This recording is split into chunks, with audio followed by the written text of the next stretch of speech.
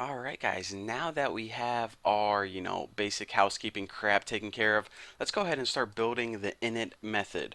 Now this applet only has two methods, of course. The first one is the init, and I like putting a comment above all my methods just because whenever I build a huge program, these green things help, whenever I'm scrolling through them real quick, I can see where the methods start.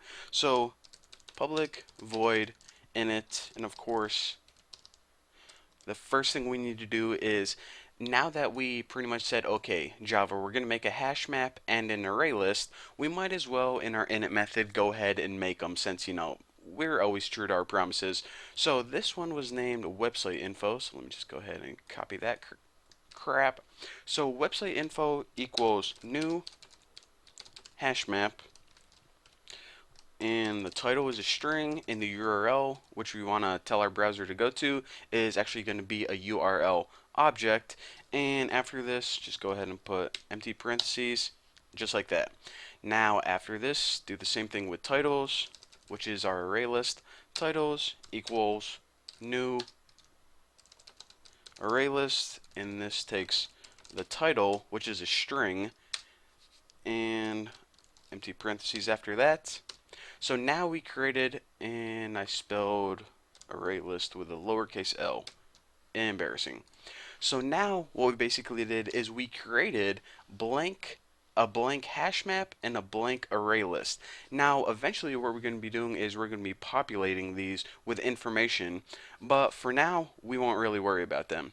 So remember that I told you guys that we're going to have two methods in this applet?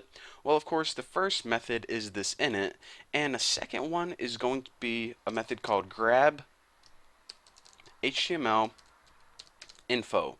Now, what this method is going to do, if you guys couldn't guess, it's basically going to take all, you remember in the very first video or the 28th video, whenever we made that HTML document? Well, what this method is going to do is pretty much grab all the necessary information out of those parameters and stick them into a hash map in an array list. Because Java can't work directly with an HTML document, it needs to convert them into something that's a little bit easier to work with. So it's more familiar with hash maps and arrays and crap than HTML documents. So that's what this method is going to do.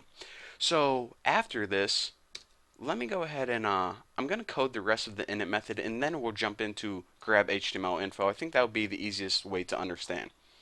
So what I want to do now is just start building the GUI. I'm going to add this label right here that says what website do you want to visit, and that's just nice to give the user a nice little prompt. And in order to do that, just go ahead and hit add new JLabel, and is a parameter for JLabel. Takes a string, what website do you want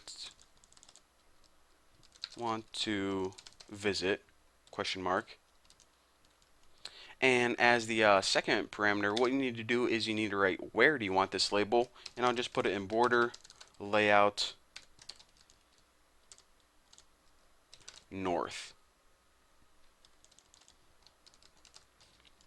And hopefully, there we go.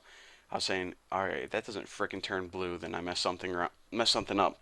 Alright, so after that, after we added our label to the GUI, and again, this just adds the title at the top of our applet, what we want to do now is we want to go ahead and basically make the other part of the GUI, which is a list. So our GUI is really simple. All it has is a label, which is what website do you want to visit, and a list underneath it. And our list only has two items in it, the newboston.org and Bucky's Twitter. So let's go ahead and first of all make that list right now. Now the list is going to be this JList because, of course, since we have a JLabel, we'll add a JList, and that makes up the GUI. So let's do that right now. Main list equals new JList.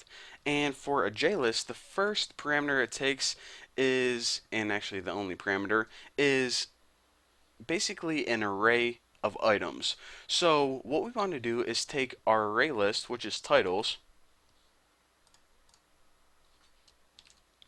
and to convert it to an array, use the method to, oh, look at this, it already knows what we're doing. It's like going to code the rest of the project for me. So I'm just going to type in 2 letters, and this is just going to code the rest of the applet for me. But anyways, what we did now is we're saying, okay, worry about this later on, but we want to add a pretty much a title to the applet, and also the list, which is going to consist of all the titles. And basically, there are only going to be 2 things in this list: the newboston.org and Bucky's Twitter.